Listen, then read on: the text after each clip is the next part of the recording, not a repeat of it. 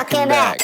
Welcome to Decision Space, the only show to take place right here in the space between the turns in your favorite games. I'm Jake Friedman. And I'm Brendan Hansen. And this is the podcast about decisions in games. And in today's episode, we're doing a classic deep dive of Challengers, a hot 2022 release nominated for the Kennerspiel as of the recording of this episode. Perhaps by the time this releases, or shortly thereafter, a winner of the Kennerspiel. We'll see.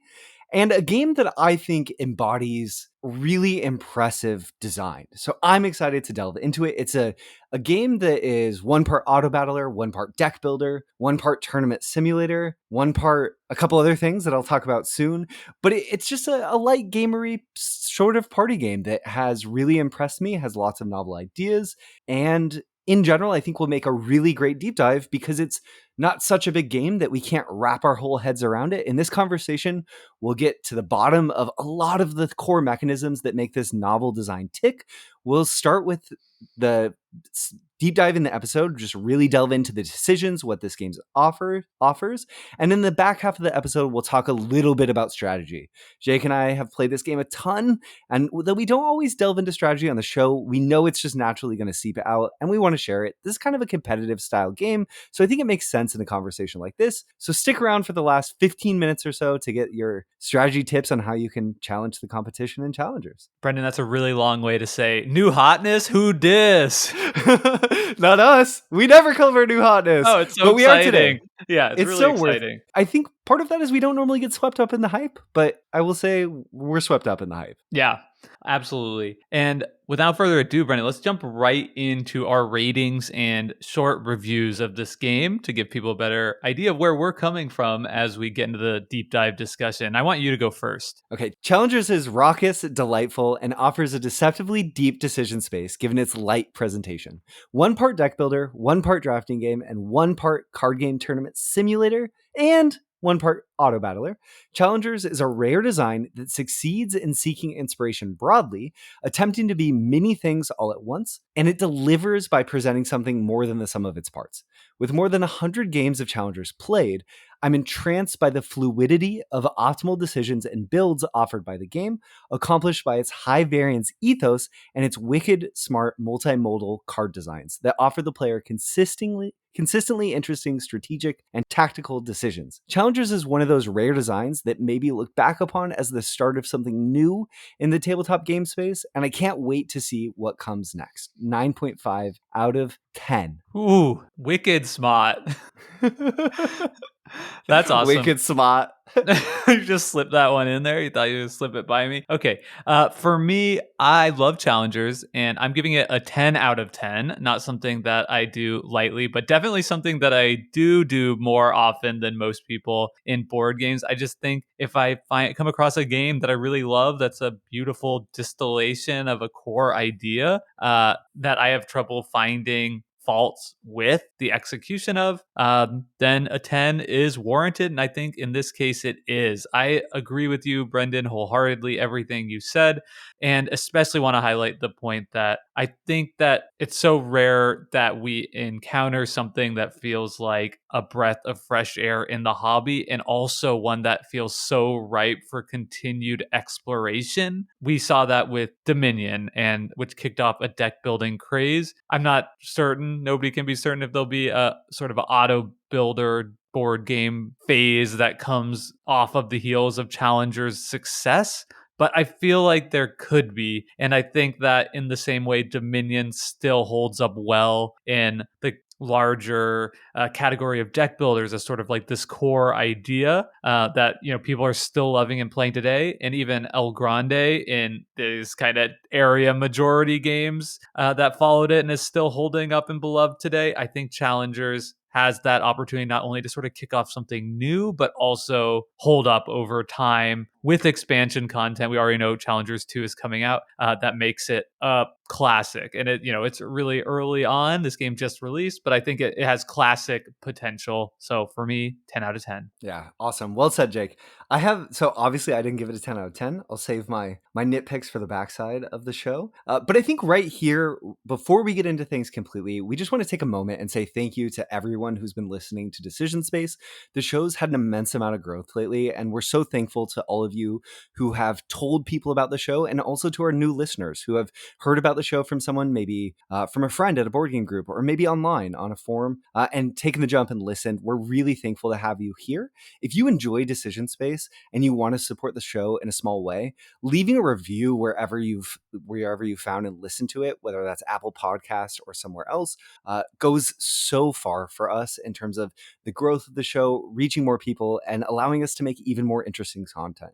So I'd love to invite you to leave a quick review, 5 stars, and we'd love to read it out on the show in the future if you have the time. Yeah, thanks, Brendan, for saying that. And even though we've been having all this growth, it hasn't necessarily translated to reviews, because I don't think we had any new reviews over the past 30 days, which is, sad. It makes us sad, and we want to feel happy, and leaving a review, of course, would make us very happy. So apologize for that interlude. We'll give you just, a few seconds here to type up a quick sentence of review, and then we'll jump right into the game background.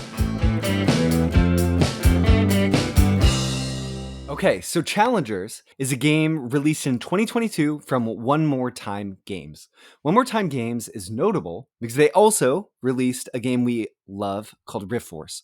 We did an episode of another deep dive on Rift Force. So now, as of this episode, we have officially covered all of the games One More Time Games has ever published. They're a new publisher, and we really enjoy what they're doing. I think Rift Force, and maybe Challengers as well, was picked up by Z-Man for wider distribution. But Challengers was designed by a pair of Austrian, as best I can tell, designers, Johannes Krenner and Markus Slotwitzchek.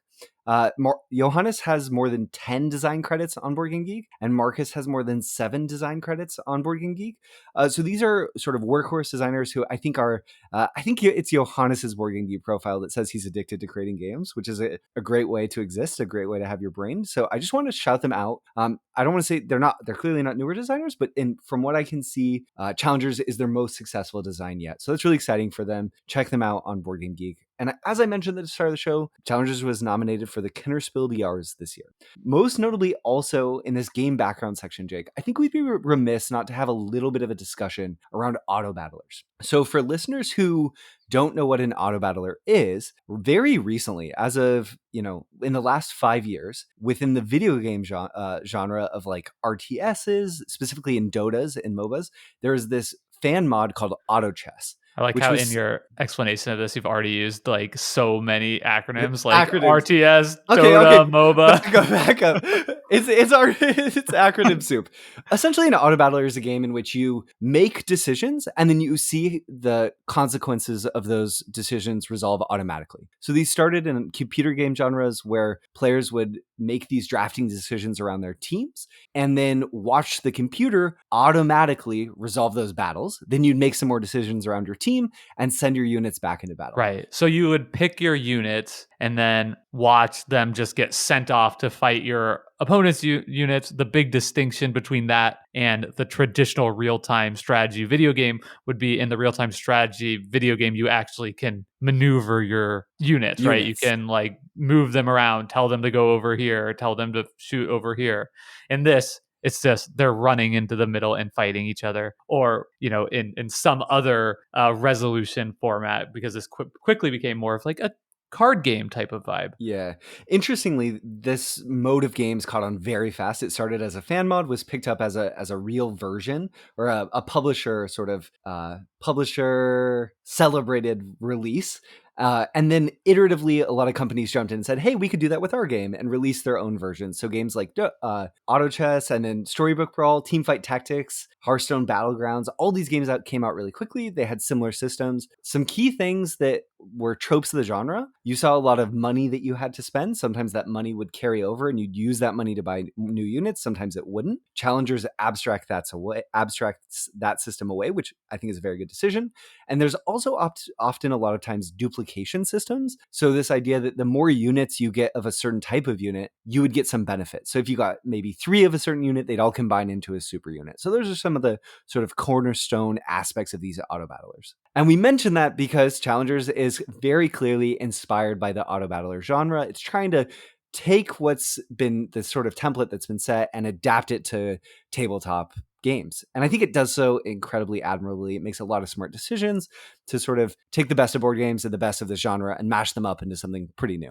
Yeah, it's something pretty new and also something very familiar in Challengers, which I think is some of the magic in it. Because if you're a fan of these auto chess genre of video game, you're going to see that right away. You know, this is not some great insight that we're coming up with. But even if you've never played an auto battler and this is the first time you've heard about that term at all, the way that the Challengers abstracts the simulation of the fight into this card game is literally the card game of war. You're just taking turns flipping cards off the top of your deck and resolving them almost the exact same way that you do in the war card game, the famous flipping card game of no decisions at all that I played a ton as a kid. So there's something immediately familiar about that as sort of like the operating mode of this fight. Yeah, and I will say there's a few more decisions tucked in there than war and some interesting twists on war that give the game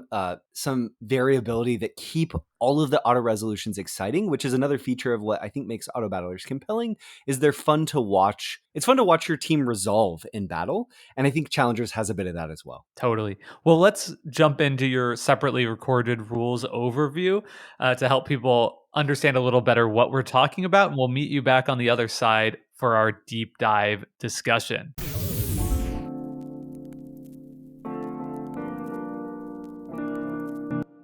Challengers is a light card-driven game for 1 to 8 players that feels like a gamery party game and takes around half an hour to 45 minutes to play. The entire game is structured in the style of a round-robin tournament, in which players do a little card drafting, battle an assigned opponent, draft some additional cards and hone their decks, battle another opponent, and so on for 7 matches. All of this culminates with an exciting finals for the 2 highest placing players. During the game's drafting phase, players are simultaneously dealt cards from one of 3 decks of increasing power level depending on the point in the game. Players then add cards to their deck, make a decision to remove cards if they wish, and then battle an opponent. During the battle resolution phase, players shuffle up their decks and reveal cards at random from the top. The first player to play takes a flag, denoting that their card has to be beaten by the opponent. To do so, the opponent then reveals cards from the top of their deck until the cumulative power of those cards is greater than or equal to the opponent's card holding the flag, at which point their last card played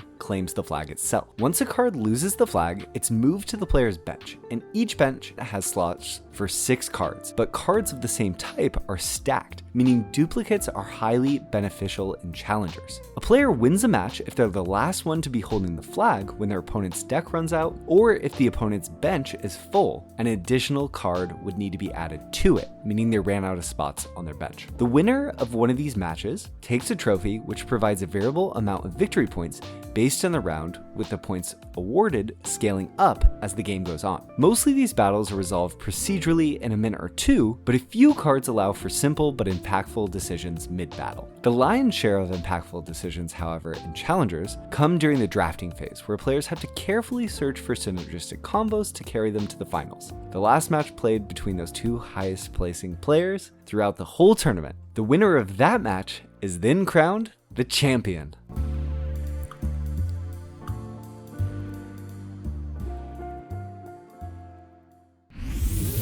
Thanks so much for that rules overview. It's time. We're going to go deep on Challengers. And I think we mentioned at the top of this episode that we've been playing this game a lot, primarily on Board Game Arena. We first played it together at Geekway and had a total blast. I've since played it once again in person at a game night, but all my other plays have been online, and I've played this game 93 times so far. So that's a lot of plays for me. And yourself? Yeah, over 100. So between us, we have over 200 plays of Challengers. So lots of experience with this one. And let's talk our talk a little bit, because we've been doing pretty good playing online as well. And I bring that up because normally when we cover these shows in our deep dive format, we try and do our best to play it a few times and begin to wrap our heads around this game. But with Challengers being so new and us kind of gravitating towards it right away, we've sort of been at the forefront of it. So I think both of us have been in the top 20 players on Board Game Arena. Brendan, you've made it to the top 10 last night briefly.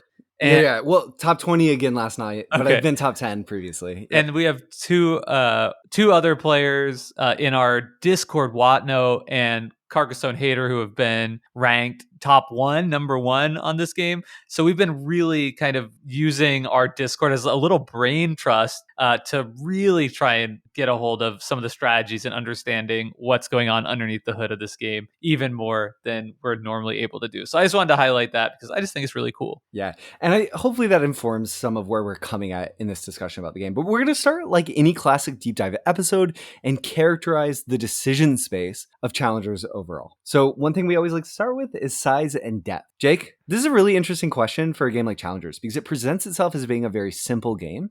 And in a lot of ways, it is. There's around 7 key drafting points in the game. That's not a ton of decisions that you get to make, but you're typically presented with a lot of options. You're dealt a hand of 5 cards. You're going to pick 2 usually, sometimes 1. And then you can also make the decision to redraw those cards or draft a card and redraw. So the number of options means that the agency within those relatively few decisions feels pretty high. I find that the value judgments around when to throw a hand back really matter. And then also there's strategic decisions once you get a sense for the card pools and the sets and how the different sets overlap really grow. The first few times you play the game, it can almost feel like, oh, this is really cool. I had so much fun. It was really energetic.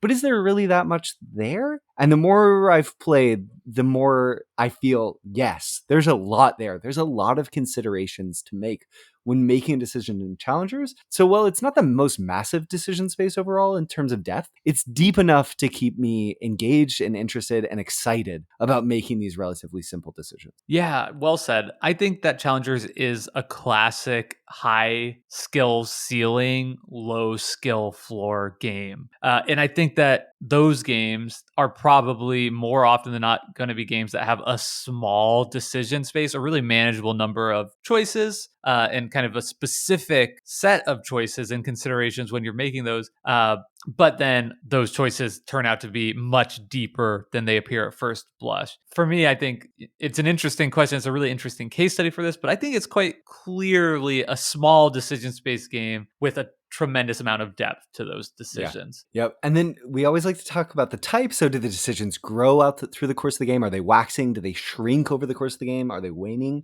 Or things sort of more static than that?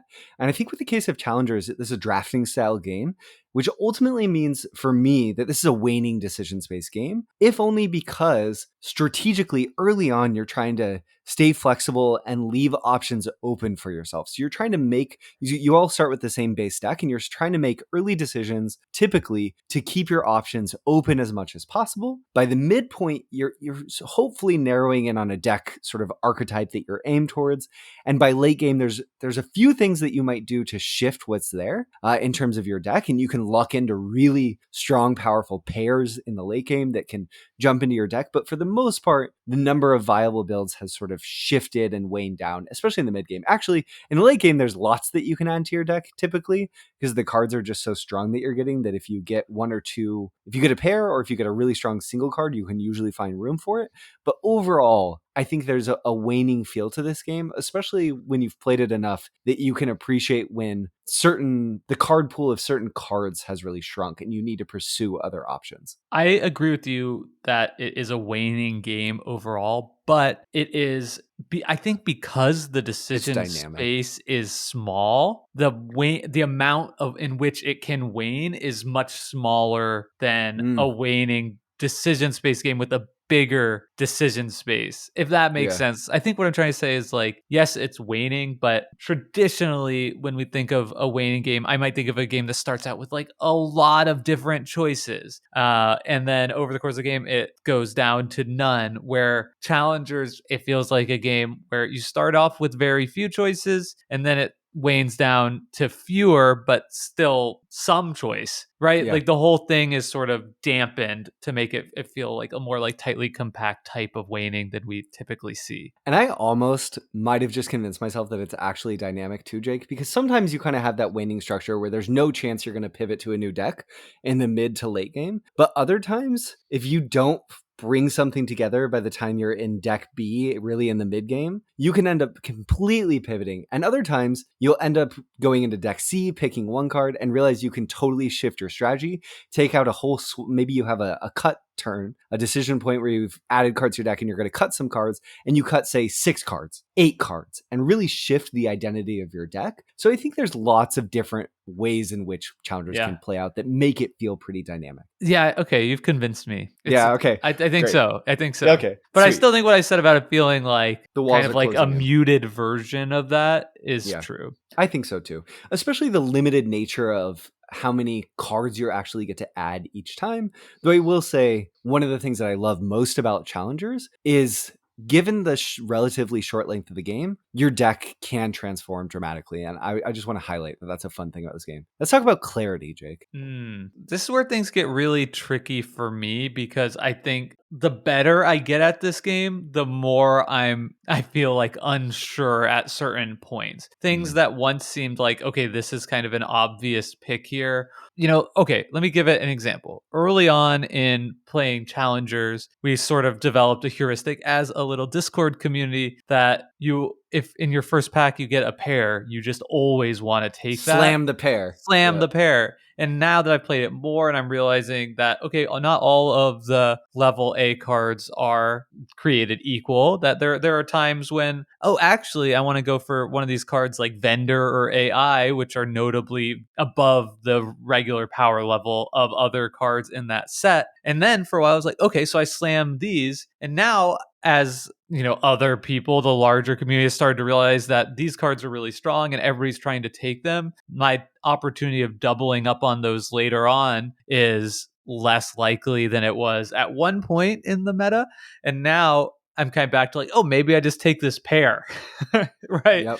And now I feel like there are the decision making there is very nuanced on what the pair is that you're looking at, if any, how many players are in the lobby with you, and that's just like the first decision point in the game. And I think that same type of logic is kind of carried throughout to ultimately create a decision space that is kind of polarized. It's either a slam dunk where it's like, I've already got a couple of these cards, I'm just taking more, or the opposite, right? Or it's like, okay, there's a lot of different ways I could go with this cut decision or this card selection decision. And I think there's a lot of factors that contribute to that. So there's no way around the fact that Challengers is a high variance game, and it's designed to be that. There's lots of effects that have really the potential to be very swingy, and the nature of the structure of the game overall, with the way the draft works, adds a lot of variability to the game. The power of pairs means that you can have, or duplicates in general, a really high upside to certain deck types if they come together. So all of these things combine to mean that you're presented with decisions where, if things go your way, could be incredible, but if they don't, if other people jump into that, could be quite terrible, or if the cards just don't go your way. So it feels pretty uncertain. But with that said, just like a lot of drafting games, a lot of high variance games, so much of the fun is tactically navigating that storm as you shift through pack after pack, finding the optimal path through it. And you can absolutely find optimal paths. Also, Jake, just to comment on what you just said, yeah, if I open a pack that's 2 pigs and a vendor and an AI, so a pair of pigs is my choice, or a vendor AI, and say it's like a movie star, I'm taking the vendor AI. I don't need the pair of pigs. I can pick up a pair of threes some other time. Yeah, no, Yeah. totally. So I think the thing to really emphasize and characterize the decision space overall that I just want to say one more time is that, even the auto resolution is mostly automated. And sometimes you have impactful decisions there that you get better at making. You get better at understanding certain other players' decks and making drafting decisions around them. And then within game to game, thinking through the probability of the way certain cards work. Maybe you want to reorder cards in a specific way and understanding when and why you might reorder certain cards. There's a little room to improve your skill there, but not a ton. And I think that one thing that I want to emphasize is that your decisions feel really impactful and you're given the opportunity to strategically pivot pretty significantly in challengers in a way that it can be difficult in longer games, more sort of structured classic heroes, to strategically pivot mid-game. So if you like games where you can pursue a strategy, see it's not working, swerve the car and head down a different path and find a new one that's the correct one, Challengers is probably the game for you. If that sounds like something you're not interested in, maybe pass on this one, because that's a huge part of the appeal and fun here. Yeah, I think those are the most fun games that I have of challengers too. Is when I start out pursuing one thing, or maybe I'm not pursuing anything because I'm not getting AIs, I'm not getting vendors, I'm not getting any pairs at all. Right? I got a hodgepodge of stuff, and so I decide, okay, I'm going to start hunting for something new in the B set earlier than you normally would. Right? Taking a single B over two A's, and all of a sudden it's like, okay, I can start making these things work. Or maybe to transition into our next topic, I lose the first 4 matches, but all that time I've been building up a strong core deck that allows me to win round 5, 6, and 7 and just sneak into the championship match. I mean, those games talk about getting a whole story, a whole narrative in your play. I think Challengers is so great and energetic at creating that story arc. Yeah, so there's really 2 core mechanisms that shape the entire decision space. The first one is that because the game is structured as a tournament and the winner of any given round gets a trophy, which is a variable amount of victory points for winning a match. But the variable amount of points you get grows over the course of the game and grows quite significantly. So if you win match 1, you maybe get 2 points, but if you win match 7, you get 10. So that means that it's okay to lose the first few matches so long as you're building towards that last few matches. And then the key thing is, even if you get to the finals, the 2 players who have the most victory points by the end of round 7, they go play in a final match and the winner of that match wins. So you could go into the finals with a deck that's slightly weaker than your opponent maybe, or you didn't get as many wins overall, but you snuck into the finals and your deck came out just strong enough. You still have to win that last match to win. And I think that puts this focus on the game towards the end of the game in a way that's really refreshing because it allows you to take risks early on, knowing that you can build and you have wiggle room around your wins and losses. Right. Yeah. There's also been some discussion, in our brain trust about maybe you don't even want to win the first match because the game has a mechanism to determine the start player based on whoever has the highest numbered trophy. Mm-hmm. So early on in the game, going first is particularly devastating because you're putting out your card first and that card's power is not contributing to defeating any of your opponent's cards. So all of their cards' power is working in their favor in the game, and whatever you've put out there is not. Yep. So early on in the game, we just don't have that many cards. Going first can really just sink you immediately. So losing the first 2 matches maybe means you get to go first in round 3 and 4, where you're getting a lot more points. Yep. Totally. And then the other thing that really shapes the decision space, the core mechanism that's so brilliant, is the bench system. So there's this idea in Challengers, right? I talked about in the overview, that you each have room for 6 card types on your bench. And one of the ways that you can win is you force your opponent to put a card in their bench when the 6 slots on their bench are full, and then there's nowhere else for the cards to go. But if a card would go to the bench and you already have a card of that type, you stack it on top. So it's taking that auto battler mechanism of duplication and making it the sort of like emergent game system that is just, it works so well because what it means is that the decision around how many cards you should have in your deck is fuzzy and the probabilities are fun to try to learn and explore. If I have 7 single cards, I'm going to play all 7 single cards because there's no chance that I wouldn't get to flip that 7th card in attacking before it goes to the bench. So it's all value. But once I start getting some duplicate sets, which are good because I'll get more power, more bang for my buck in terms of filling up my bench, all of a sudden Because maybe duplicates go on top of each other. because they go on top of each other, maybe things shift back towards, oh, I just want to run 6 cards. But Jake, the more I've been playing, the more early game I'm sort of like, well, actually, the way I can stay the most open completely is to maybe lose some early rounds, but hold on to even more cards. So lately, I've been playing 8-9 card decks in the early rounds just to keep as many options open going into deck B in the mid game. And those decisions feel really rewarding and interesting. And you can sneak wins because it's a high variance game. So trying to figure out exactly what your deck in your position wants to do at any given point in the game ends up being a really rewarding decision.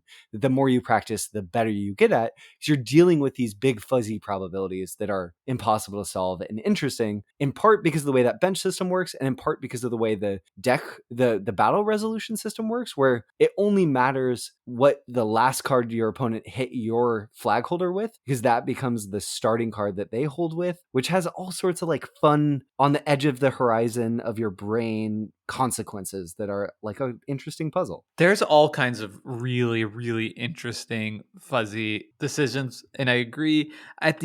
You're talking mostly about building your deck early on and keeping yourself open, but I find myself confounded very often going into round 7 or even before the championship about keeping just one extra card, and then that decision becomes all about how good is the core of my deck, right? Yeah. I can play 7 unique cards, and that's going to create the highest possible ceiling for my deck. Because if I hit one of these 3 last, right, that's just extra value, but it also dramatically lowers the floor of how bad your deck could be. Because if you just hit all your unique cards in the first 3, you might only get through 2/3 of your deck before you get benched out. And then the question becomes both how risk tolerant are you, and like what do you know about your opponent's deck, right? And what can you evaluate your deck? Because if you could win with 6 unique cards, then that is the correct play. But I had a game earlier in our decision space tournament right now where I won the first 7 rounds of our game, and I was super confident going in. So I cut my 7th unique, which was Prince, which is a card that's even less likely to go into your exhaust pile, because I was like, my deck is so good, it doesn't even matter. I don't want to give myself the small chance of losing. And then, of course, I lost. Yeah. Wow. That's wild. So, Jake, you said something really interesting that I want to pause on for a minute, because we've been talking a lot about the sort of like mechanical decisions within the game, which is only natural for our show.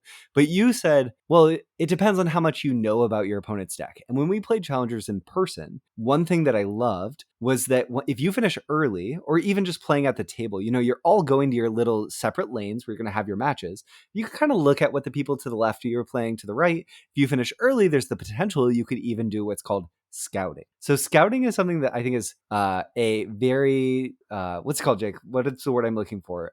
People fall on, it's like diametrically opposing opinions, right? It's divisive. So either people are sort of like scouting is great, it's a good part of these games, and some people are like, are you talking about like in the context of like Magic the Gathering tournaments? Exactly. Yeah. And what scouting means is if you finish your match, you go and look at the decks that your opponents are playing potentially, so you can make more informed decisions in the future. And Challengers actually thematically integrates this into the game, because you can look at what cards other people are playing and have a sense for not only the matchups you're going against, but also what cards are left in the card pool, which could affect your drafting decisions in future turns. So what do you think? Yeah, I mean, it's playing online. It's, I think, obviously a part of the game and a big part of it, because you can just quickly scroll down and see what other people are doing. And if you're not paying attention to other people's deck list, then you are just playing with a blindfold on that other people are, I promise you, not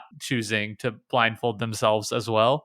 So a really good example of how this plays out would be if you've got the vendor deck. So the vendor deck is basically based around an A level card vendor that powers up all your yellow cards. So if you have 2 vendors already, getting a 3rd vendor is going to make your deck significantly stronger, because it's going to power up all your synergies.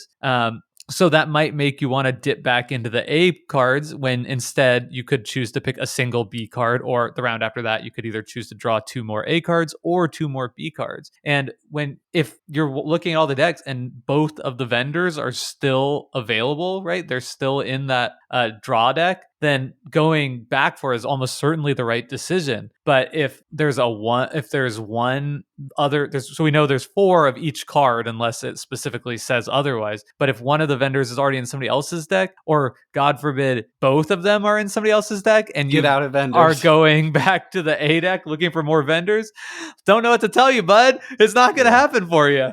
And this is a really interesting thing about this game, because on Decision Space in the past, we've talked about sometimes games want to obfuscate their probabilities and sometimes they want to make them clear. And we tend to prefer games that make them clear. Definitely. Because you can make informed decisions. And I think Challengers handles this really brilliantly because, like Jake said, you can just assume that every card in the game has 4 copies in the deck that it comes in, unless it says otherwise. And when it does that, it just says rare and the number that are there, or common and the number that are there. So for example, AI, a card that we've been talking about, says rare 3x on it. So there's just 3 copies of this card. There's also Skeletons, which is kind of it's not the best card that you could open in deck A, but there's 5 It's not copies. the best card if you're picking them, but it can be a really strong card if you've got something else doing the work for you. It is. That stupid saucer. Exactly. And it can set up teenagers. We'll talk, maybe we'll get into that a little bit later on. But the point is, Challengers is interesting because it presents, you can kind of like, the further you stick your head into the cave of Challengers, the more you can see and the further you can go. Like, there's a lot of room to bring in information and filter that in terms of making informed decisions. But early on, because it is a high variance game, you don't really need to do that. So what I'm trying to get at is the learning in this curve in this game is very gentle, but rewarding. And I really appreciate that for a game that's trying to be accessible. Yeah. The skill ceiling is so high, you can definitely improve your chances of doing well, but you'll never be able to improve your chances to a point that you can't lose to somebody playing for the first time. Definitely. Very much like poker or Magic the Gathering. The best players in the world, right, are going to be winning, probably somewhere around 50 or 60% of their matches. Like Star Realms, which we covered on the show, where it's like 60%, the best players in the world win 60 or so percent of the time. Yeah. And that's exactly where you would want it to be, because that means that if you want to go deep, like we clearly have and have really enjoyed doing, it's there for you. But Challengers does not ask you to do that to enjoy the game. Yeah. And that is so important because this, we've been talking about this a lot. We haven't really mentioned the fact that this is essentially a light filler plus / like party game that you could truly play with anyone. Yeah, we're tryhards. Okay, but let's talk about drafting decisions, because I think this is another area. Okay, anyway, more tryhard stuff. Yeah, more tryhard stuff. So this is a brilliant system in the game. So we've kind of been hinting at it, and I talked about it just a little bit in the overview, but there's 3 decks of cards in Challengers. There's the A deck, the B deck, and the C deck. And then each player also starts with a base set of cards that's sort of your starting deck.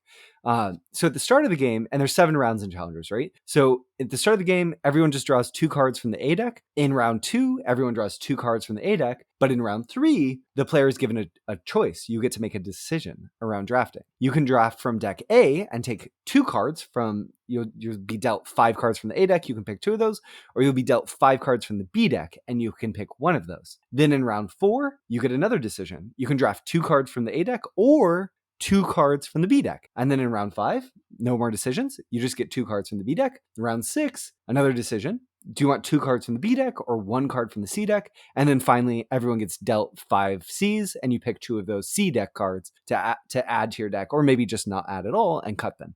This system is another thing that adds so much skill ceiling to the game, and also makes for some of the most rewarding strategic decisions in a game that I've played, because it's all tied into these different archetypes of decks that you're chasing and cards you might want to see, and pushing for duplicates that will make your deck stronger. So it's that good sort of synergistic design that's accomplishing multiple things, works well with that bench system and the duplicate system that works there, and allows you to make interesting, informed decisions and have high player agency. More and more, Jake, my favorite decisions in Challengers aren't even my drafting decisions. It's my decisions around what deck to draw from. Well said. I think the drafting decision maybe is like the third most interesting decision, which is crazy because there's only 3 possible things that you're deciding this game: what deck to draw from, what cards to draft, and what to cut from your deck, and they're Yep. all just like so thrilling, you Yep. know. They just really are. But yeah, I agree. It also feels like a perfect example of like that really, really small decision space, right? It's literally yet 1 or 2. Do you want option 1 or do you want option 2? But there's a tremendous amount of like learning and strategy and tactics that all are baked into that decision if you want it. Or if you're new to the game, you could just say, I'll just take the better cards, thank you very much, and you'll do fine. Yeah. And okay, I want to talk about why I think this is so brilliant too, though, Jake, because I've played a lot of other auto battlers. I've spent maybe 200 hours playing Storybook Brawl, a game that I really admire. I think it makes a lot of interesting decisions. It's another game. A lot of these auto battlers escalate as the game goes on, which is a smart design decision, right? You're getting more interesting, more powerful cards as the game goes on. So you get a nice dopamine hit when that happens. But what sometimes happens in those games, and what could happen in Storybook Brawl, is the early cards are so poor that there's not a lot of incentive to take earlier cards because you know that the late game cards are going to be so relevant. But in Challengers, because of the way that the system around duplicates work and the way that cards stack and the length of the game, you can sometimes have cards that you draft for out of deck A that you end up building your entire strategy around. And if you get enough of them, you can ride them all the way to the champion seat. So it might make sense to make that funky decision where in the end of round 4, you're drafting more A's rather than taking 2 B's, just looking for duplicates to complete this core strategy. Because some strategies sort of start in one deck and maybe have a little support in the later decks, but you need the core pieces from the earlier decks. Whereas other decks start in later, other strategies really blossom in the mid and late game. So those might reward pivoting early to deck B, where you have that choice in round 3 between deck A and deck B. If nothing really came together for you in the first 2 packs, maybe you say, okay, I'm going to get an early start on deck B and hope that I can get a good starting point, a step up, and I'll pivot into the late game. And I think making judgment calls around where you sit within the lobby around what to do, it's just so fun. Never the same decision, always a tough decision and always interesting. Yes, to everything you said. And it's nice for newer players too, because I think it can be like you could have really simple heuristics to sort of guide you through all those decisions and not really need to worry about it. Like the 2 A's versus 2 B's, that's probably 90 to 95% of the time you're taking 2 B's there, right? It's a pretty specific niche. Yeah, which is great. Do you agree with that? Like 90% 2 B's? I think the decision to pick 2 A's or 2 B's almost only exists in the game, Jake, to support one strategy, which is the makeup artist movie star, one tribal strategy. And when I say tribal here, it's this sort of term from Magic the Gathering. And Oh yeah, we're not supposed to say that anymore. Or are we not? Oh, no, what should I say? Term. You're supposed to say, I don't know, affinity or something. Affinity. Okay, great. This one affinity sort of setup where you're trying to get lots of ones in your deck that all support each other, and you're going to stick with the newcomer cards in your deck. And a lot of the 1 power cards are all in that starting deck. So that's one of the only times you'd make that decision. Yeah. But I love that the game has room for it. There are a few other times that I have and successfully gone on to win the tournament. It gives me a stomach ache. It's just like gross. So it's viable. It's totally viable. I've done it with like a deck that was like vendors and AIs and stable boys. I had like 2 of each of them. Fine, like let's go. But give me more. You're hoping. That's it's kind of a Hail Mary. It's high risk. You can whiff for sure. And then the other decision points, I think like 2 A's versus 1 B is probably like a 75% you go for the more cards. And 2 I think B's, 1 C. I think 75% of the time you go for 2 B's, you know? But because you generally want more cards. But pairs of C's are so good. Yeah, I agree. Okay. Yeah. I mean, do you think I'm off on that one? No, I think you're right on all of this. I just I'm putting that out there to say it's so fun finding the opportunities to go against the common heuristic and hitting, and it works out, and you feel mad smart. You feel wicked smart when you do it. But if you don't want to fuss with all that and you just want to like have fun playing the game, you can, and that's so needed for again kind of a light gateway party game that some people are going to take way too seriously on Board Game Arena. And this one thing that I love covering lighter games on the show about, because that illustrates a really interesting consequence around heuristics and decisions in games, right?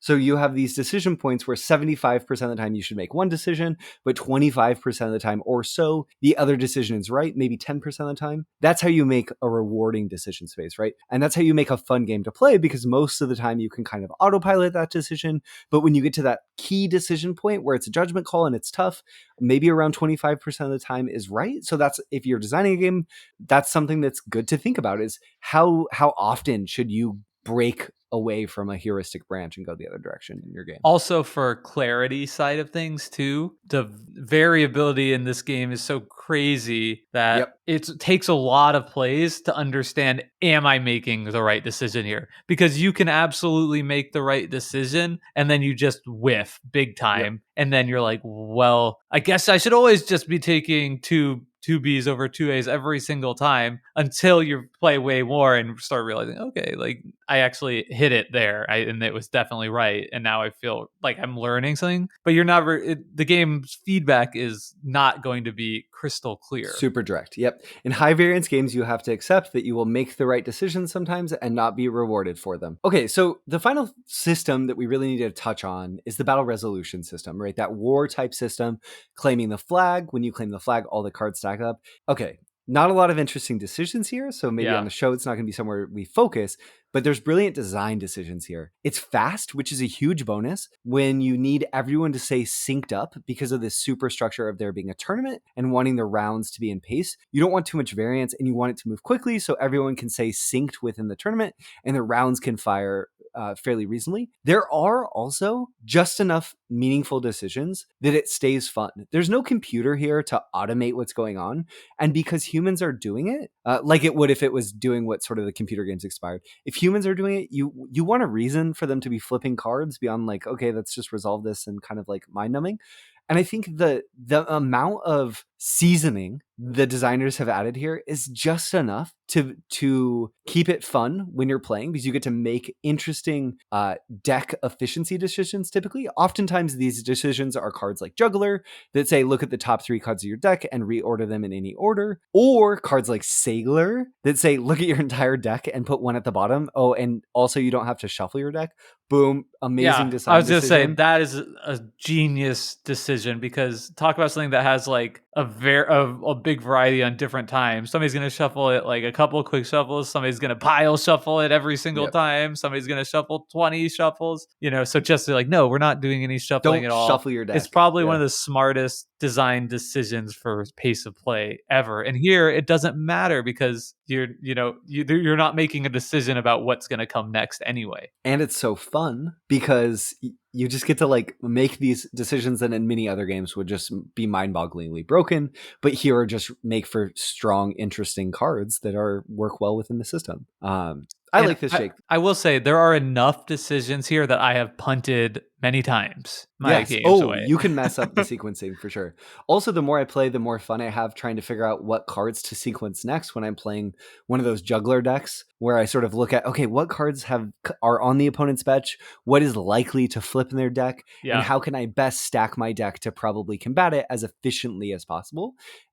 They get deeper. It's very similar to like the which deck do I draw from question, where it's almost always really obvious, but there are like a few opportunities to outplay your opponent here if you're really paying attention and onto something. And people have posted, specific ones in our Discord Brain Trust, which of course everyone's welcome to if you want to read through all the discussion we've had. Maybe you stack your deck in a way that's like actually worse, so that another one of the cards is able to trigger. There's a UFO card that helps you add random cards to the bottom of your deck that you often want to trigger as much as possible. So an opportunity came up for Aurora, friend of the show, where she was able to stack her deck using the reveal cards in such a way that she wouldn't win the match outright before the UFO card came up. And I mean, that's, really smart. I think this also goes along with the theme that Challengers is a game of inches, and a lot of what we're talking about are trying to find marginal efficiencies that really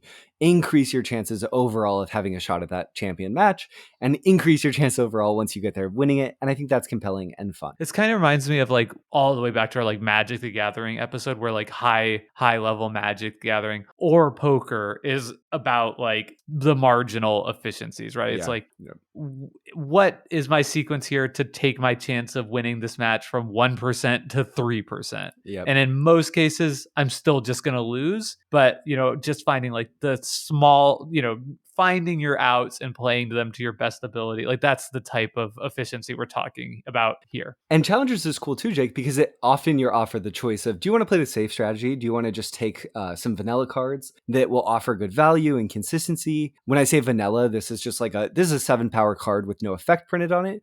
Or do you want to take a higher variance card, like say the Illusionist, that has base 5 power, but also gets +1 power for each empty spot on your bench. So this leads to really interesting decisions towards the late game where it's sort of like, how much better is my deck than my potential opponent's deck? And should I take the risky option or the safe option? And when that goes Illusionist poorly, is pretty safe, but I know what you're saying. It's pretty good. Yeah, it's good. when you lose those games, it doesn't feel so bad because it was just a high variance game and you'll get them next time. And when you win them, you end up feeling really smart because you made a good judgment call. And I think that that's another thing that makes playing Challengers online, especially on Board Game Arena, pretty addictive. Totally. Okay, we're going to keep talking about decisions throughout the game, but I think we're going to pivot more now towards the strategy section of this game just because we really adore the design. And there's a lot of interesting design decisions here that we want to highlight.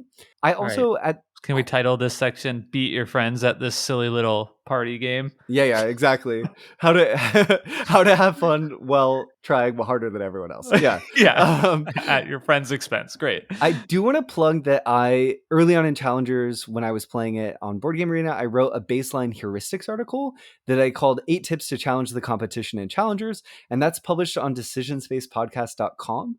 You can find it there if you want to look. There's sort of 8 heuristics that I think still hold up pretty well. I'm going to read them out quickly. Stay open is the first one. This is a drafting game. Just don't try to force decks. It won't work out for you. You have to play the deck you're dealt, not the one you want to play. And that's just how this type of game goes. We already covered play your best 7 sets. But now I'm just like, yeah, probably that's a good baseline heuristic, but also that decision is even more interesting. Cut and draft to increase the overall cumulative power of your deck. I think that's a fairly obvious one. Sometimes you have to make cut decisions that sort of emotionally feel bad, but intellectually, when you sit back and think about it, are like, oh yeah, I just have to cut this card. It's bad. Because you want to keep your synergies, but sometimes those vanilla cards are just like stronger. Or stronger. Yeah, like a pair of 5s is really strong. So even though you picked up a vendor or two early, if the funfair didn't come together, you have to say goodbye. Which ties into the next one. +1s and +2s are helpful until they're not. If the synergies don't come together, don't be addicted to them. So, do you take the next few, Jake? Because I've been talking a lot. You won't always beat a worse deck, and you won't always lose the better decks. So I think that's just right. Talking about the variance in this game, don't give up. Perhaps if it's like, okay, my deck's not coming together, well, you might just get lucky and win one, and now you're right back in it. Take the flag as efficiently as possible when given a choice. So this has to do with the resolution. If you have a way to stack or order your deck, it's best to always match your opponent's card holding the flag exactly. A quick way to figure out if you're kind of ahead or behind in a match of Challengers is to sort of count up like how much wasted power that they've had. So if I'm holding on the flag with a 5 and my opponent flips a 4 into it and then another 4, they just wasted 3 powers because they went over by 3. That's a smile moment. Yeah, that feels really good. Yeah. I'll keep going. So you want to build for late game. That's pretty straightforward. And maybe it's not to everyone, but I think when we're thinking about this game strategically, the end goal is first place, right? We're not playing to get the most flags possible or fans possible and get second. So you always want to be thinking like, okay, if I were to get to the championship, what's going to lead me to like a deck that can actually win there? And there's a lot of high variance cards, especially that you can take early on, that are really good because they lead to the potential that you have a super top end level deck. And then lastly, don't be afraid to pick from the lesser stack. We've talked a lot about that already. Okay, so the next thing I want to talk about, because the brilliance of Challengers is not just the systems we talked about before, is not just how clean and approachable a lot of the card designs are, it's not just how brilliant the tournament structure is, it's also that the cards are designed in a really smart way. The probabilities and the math around how many copies are in each of these decks hits it just right. And also, many of the cards in all these decks, I'm going to say, have multimodal designs. So it means that you can take one card and plug it into 2 or 3 different strategic paths in a way that allows you to make interesting decisions. So I wanted to talk set by set. Challengers has 7, 1, 2, 3, 4, 5, 6 sets in the base game, plus like a base city set that's always in the deck. So I want to talk through some of the standout cards that are in them and maybe talk about that concept a little bit. Sounds good. Let's do it. But let's not spend too long on them. Okay, we'll kind of fly. Yeah. So the base city set, my favorite cards in this set, Jake, are Mascot. Mascot's a card that just wants you to play lots of archetype, lots of cards of different sets. I'll do this game. I'll tell you if the card is busted or not. Okay. So Mascot, busted. Great. So Mascot just like enables you to play really flexibly, and then you can get a pair of Mascots and just be carried to the late game. And it enables really creative builds, so I love it. Reporter is another kind of notable card not for busted. me. No, but it's good. It keeps you open. You're not committing to anything, and it gives you lots of predictable efficiency, which is strong in this game. Let's skip the modes. I think it's probably too much for what's here. Jake, let's switch off every single one. Okay, Funfair. So these are the yellow cards. So the first one we have is Vendor. Brendan? Busted. Absolutely busted. So that one enables the yellow strategy. It's basically like the yellow lord. So if this card's on your bench, it gives +1 to all yellow cards that you have out. And then, of course, this can stack like all other challenger cards. So having 3 vendors on your bench means that any other yellow cards you manage to flip out of your deck gets +3 power to it, which is nuts. Okay, Juggler is next. Busted. No, it's not busted. Yeah, this card's so good. It's good. Okay. It's a good utility card. It allows you to look at the top 3 cards and reorder them. It only has 2 power. That's really helpful for efficiently taking the flag. And it also works really well with the vendor strategy because it's a yellow card and a card we'll be talking about just in a second, AI, that powers up all 2 cards. And you can all 2 power cards, and you can kind of combine AI and vendor together into like a kind of a hodgepodge of yellow and 2 power stuff. And Juggler is like a key card in that particular deck. Another key card in Funfair is Clairvoyant. Clairvoyant just not busted. No, but it's very good. It allows you. So Funfair is interesting, right? Because it works on. I'm just going to get lots of Funfair cards, the yellow cards, get some vendors, and we'll be good to go all throughout the game. Or it works on. I'm going to get a pair of Jugglers or a pair of Clairvoyants, and I can probably ride those cards in the late game just because they have high utility and they're going to make any deck that I end up in work really well. Yeah. So those are the kind of like 2 modes of Funfair. Yeah, Clairvoyant's an insane utility card. It works well with a ton of other things.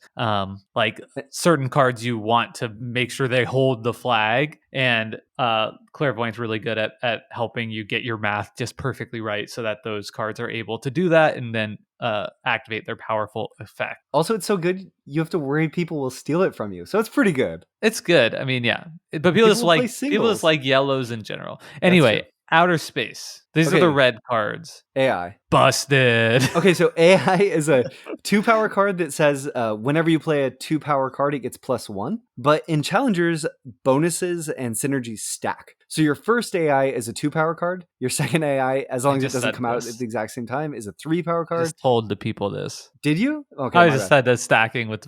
Anyway, okay. You're right. You're giving more detail. AI is so good in this game because it synergizes with so many other cards. There's just a lot of 2 power strategies that you can build. So AI works in almost any deck in the game. So I think it's the strongest card you could take in pack 1. And I think the designers too, it's a rare. There's only 3 copies. It's very good. It's really good. Yeah. It seems like in the A deck, you're right. Like a lot of the key cards that the main strategies are built around are 2 power. So Vendor, Stable Boy, Hermit.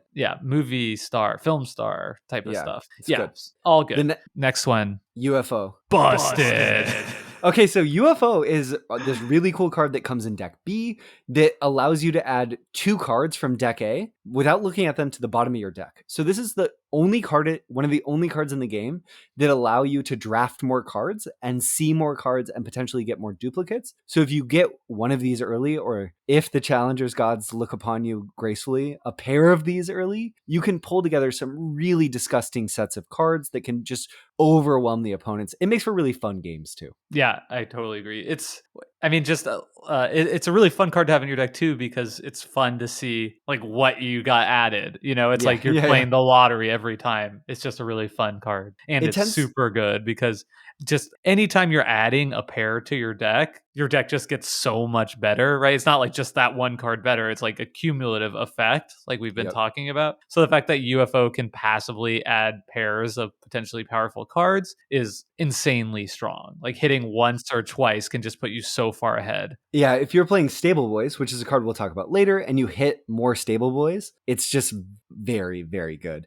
But Yeah. also, Jake, one brilliant design decision that I want to talk to you about really quickly that I think is so smart that UFO is in the outer space deck is that the cards that it could pick up in terms of outer space synergy are less likely to appear. So AI gets drafted a lot, and there's only 3 copies. And Shapeshifter is another A level red card that UFO could potentially hit, but a lot of people are likely to take shapeshifters because you can just replace a talent with your shapeshifter. So it's unlikely if you go UFO, you're going to really boost your other outer space cards, which might make the band strategy. Band is a card that you can get in the B deck in outer space that says all your outer space cards are stronger. Without those sort of little nuances, that strategy might be too strong. So I think that's just brilliant and a really smart little design decision that shows that this game went through strong development. Yeah, I like it. I like Skeleton plus UFO because it increases your chance of hitting, even though Skeleton's a pretty bad card on its own. There's 8 of them. Yeah, Yeah. so there's a really decent likelihood of hitting some extra ones. So we'll move on to Film Studio, the green set. The first card we have listed here is Makeup Artist. It's fine. It's high variance. I like this card, but I don't like playing the deck because it's too high variance for my taste. Yeah, I think you're right. I really want to say that this card's busted because perhaps the most busted deck you can possibly get is a deck that has like 3 or 4 of these guys in it. It's so good. Have you played against 4 makeup artists? Yeah, it's disgusting. It's insane. They flip over a newcomer and like you're playing like round 3 and they've like hitting you with like a 9 power newcomer. It's like, what is happening? But it's high variance. I don't think we said what it does. Makeup Artist makes it so that the base cards in your set, you have 3 copies of them called newcomers, get +2, but also makes it so that all ones get +2. And there's lots of other good 1 value cards in the base set in the deck A. So it's a card that you can build around if you get a few copies early. You usually want movie stars with this, which let you put your newcomers back on top of your deck. It's a nice little archetype. Director/cowboy. These are good workhorse cards. I think Film Studio is interesting because they tend to have decks that have really high variance potential, but aren't decks I want to be in. I will accept playing them when I am dealt them.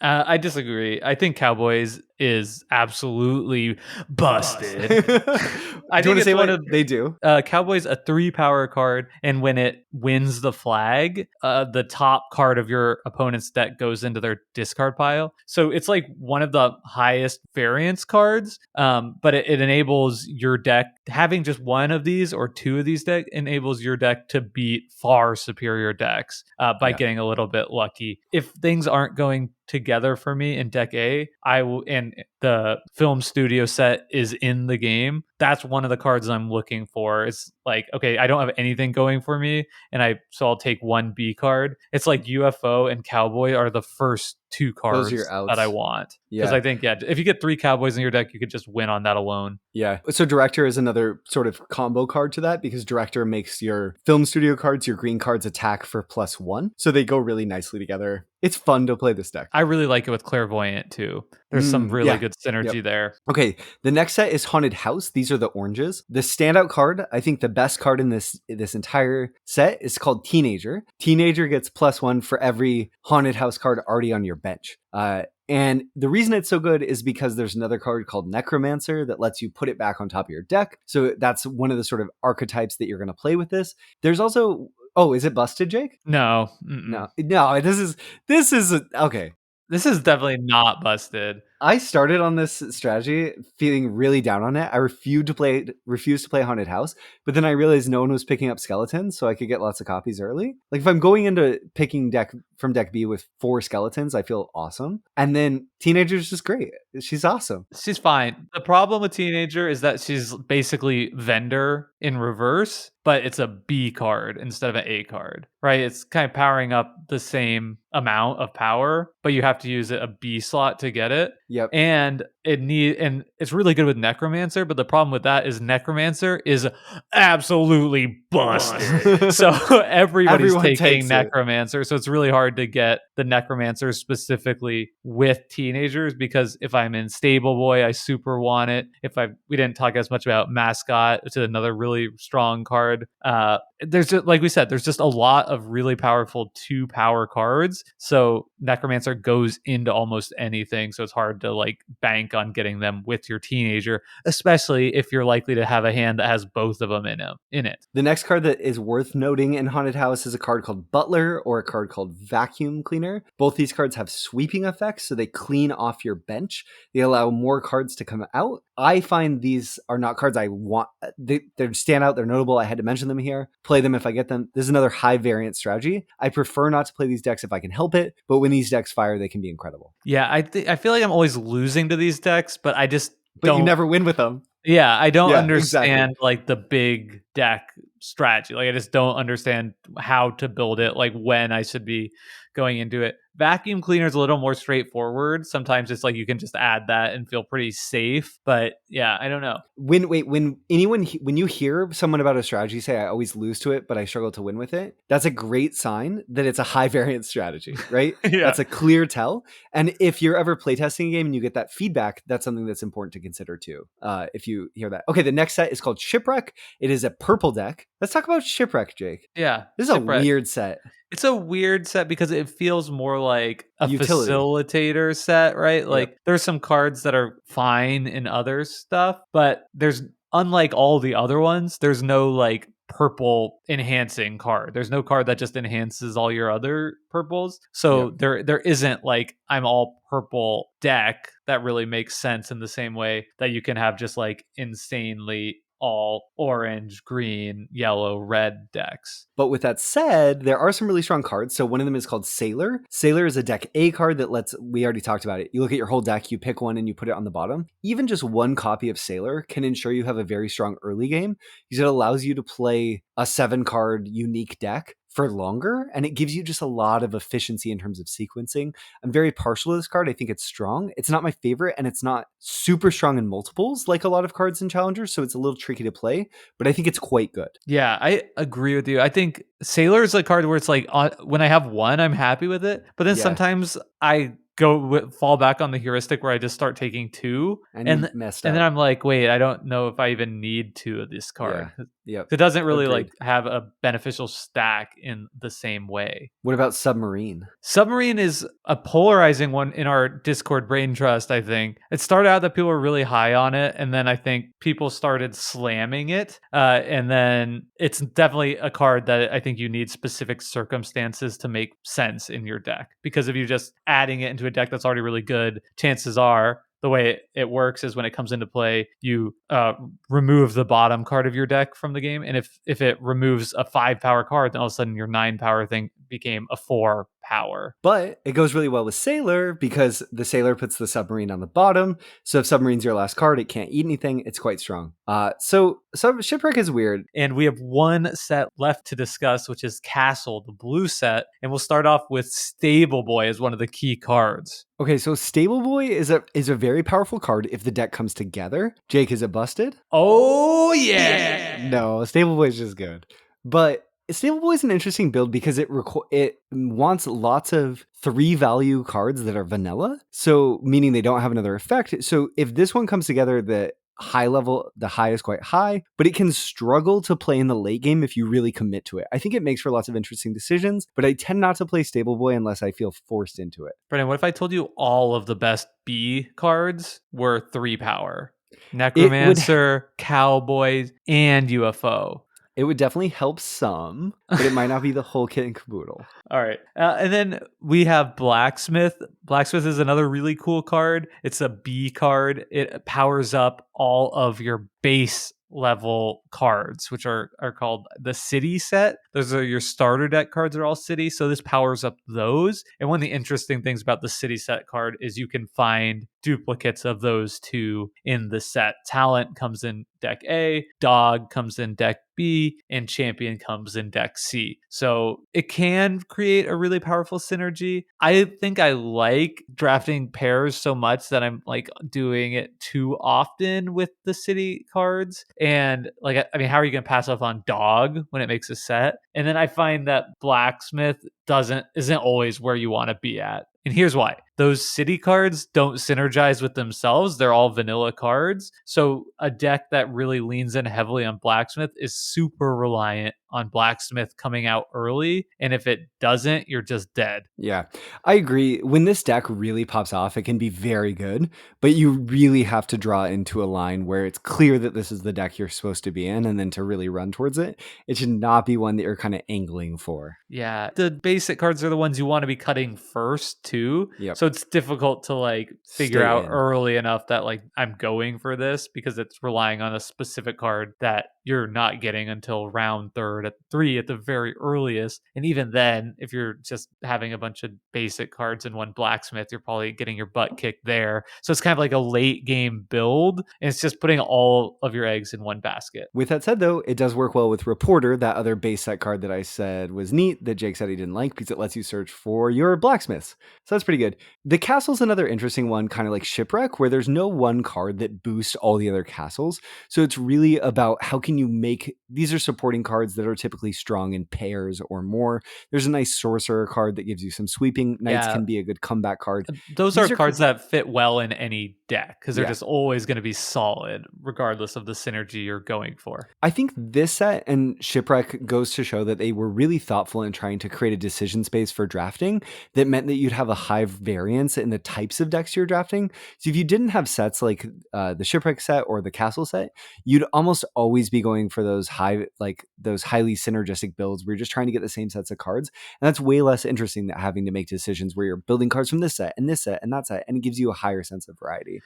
And since you're playing with all but one set each time, you're always going to have at least one of these sets. And it's interesting, like when you play a game that doesn't have the fun fair, or doesn't have outer space, or doesn't have film studio, you really feel that absence. Right? So you're like, oh, wow, all these decks are gone. But when you're playing without Shipwreck or without Castle, it's kind of like, you might almost like not notice it. And then you're like, wait, crap, like, oh no, like, where's my blacksmith? My 0.5 is actually for the fact that I wish there was just one more set of these types of decks in the base box, because I think it would mean that you would have even more variance in a way that was like infinitely replayable. Yeah. Fair enough. I'm being greedy, I think this is yeah. Well, I mean, it takes a lot to get to a 10, but I think this is quite playable, and we already know Challengers 2 is coming out like this year. Yeah. So the first time I played this game, I was like, oh yeah, this is like infinitely expandable. Yeah, I believe in Challengers, so I'm being hopeful with my 9.5, because I think there is room for improvement, but it's an incredible game. Yeah. So lastly, we're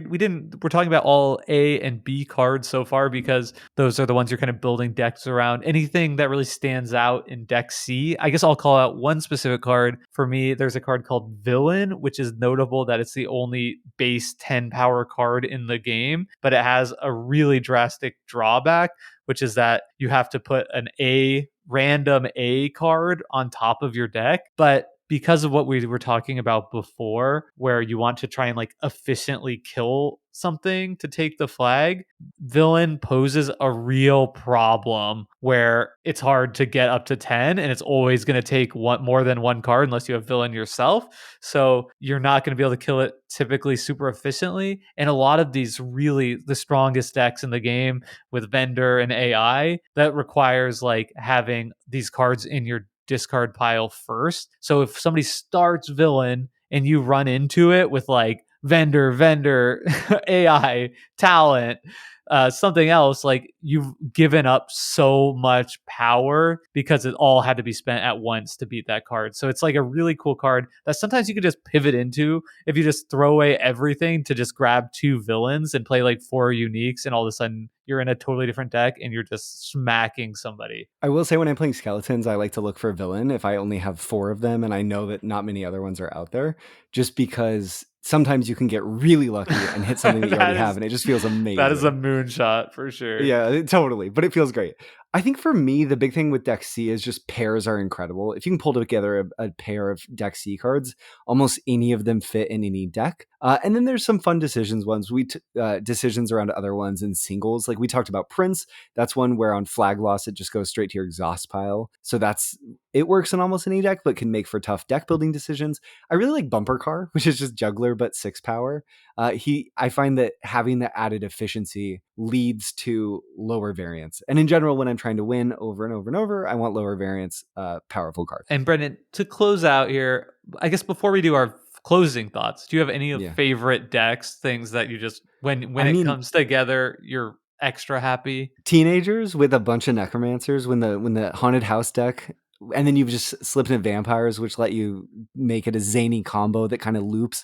That's, for me, the most fun deck. If you just get to play a stack of oranges and it all came together, it's just so fun and very hard to beat. How about you, Jake? Yeah, I think my favorite decks are probably the AI-based decks because they're just so insanely strong a lot of the time. I like to win.